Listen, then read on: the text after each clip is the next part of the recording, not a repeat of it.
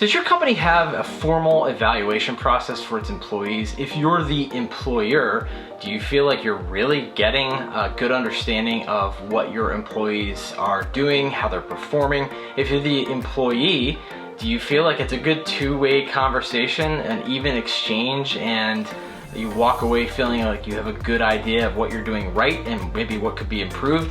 If things aren't working the way that you want them to, stay tuned and check out this video.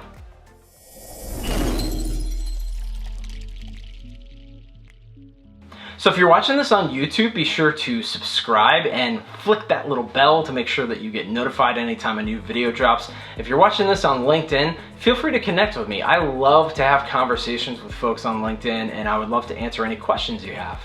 So how do you simplify the employee evaluation process? How do you make it better than what it is if it's broken in your organization, or maybe you don't have one? We didn't have one to begin with that was any sense of an actual employee evaluation other than kind of letting people know when they maybe weren't doing something right. But it's more than that. It's letting folks know what they're doing right, how they're doing it, what they're maybe not doing right or need to do better. But the first couple of steps to simplifying and making better this process of evaluating employees is, first of all, grading employees based on core values.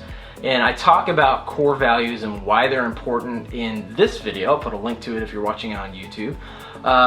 And core values, once you understand that concept and why they're important, they're very powerful in defining what your organization is about based on the people that already exist in your organization and what is the best of your people basically coming out into your organization through those core values. So for grading people on core values, we're using a very simple system of plus, plus minus, and minus. Plus means the employee exhibits that core value most of the time. Plus minus means sometimes they do, sometimes they don't. And minus really means they're antithetical to it. So for instance, if the core value is great attitude and I have a minus, that means I'm generally coming in, cursing people out, throwing my papers everywhere, stomping down the hall, and generally being mad. So that's not really good, is it? So grading employees on core values is the first step. And really that kind of also comes down to tribal fit. So when we talk about tribal fit, we say, you know, our core values define who we are generally. We're a tribe. Here are our core values. Your church may have a different set of core values. Your children's school may have a different set. You know, the friends that you hang out with on the weekends may have a different set of core values, right?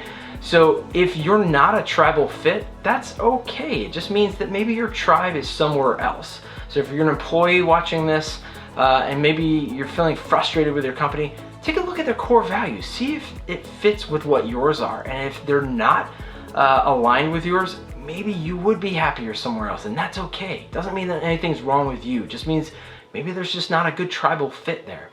The second step is to grade employees on what we call GWC. That's gets it, wants it, and has the capacity to do it. And that's a very black and white thing. It's a yes or a no, okay? The acronym GWC comes from the book Traction, written by Gino Wickman, which I'll put a link in the description if you want to go read that or listen to it. But gets it. Generally, do you get the roles and responsibilities that your job requires of you? I think as an employer or an employee, you know whether that's happening or not. Wants it, you know the people who don't want it, right? They're like, oh, I'm okay, yeah. No, if you want it, you roll out of bed in the morning, you're excited to go do that job, right? And then finally, capacity. That's time capacity, emotional capacity, and intellectual capacity. So time capacity, do you generally have a grasp or a handle on your own time organization? Can you get your job done in the time that's required? Or if you can't, can you at least be okay with going home at the end of the day and being able to pick up where you left off and feeling pretty darn good about it? Emotional capacity, gosh, we've all had those nasty clients, right? That we have to prep ourselves for emotionally and be able to handle and be able to calm them down and be okay with that, right? Can you generally handle that? Is that a yes or a no? And then finally, intellectual capacity. And it might sound kind of harsh, like, do you give your employees IQ tests? No, it's not that. It's, you know, of the roles and responsibilities that they are accountable for, are they able to generally get it done? Are we having, as leadership team, are we having to, or managers, having to hold their hand on certain things that they're just not getting over and over and over, and they still need our help? Maybe they just don't get it. And that's okay, right? Maybe they're better suited somewhere else, or you as an employee, maybe you're better suited somewhere else. That's okay, but again, GWC, it's a yes or no. So think about those. I would love to know in the comments kind of what your company is doing in terms of employee evaluations. Are they working? Are they not working? Do you hate them? I'm gonna do another video soon about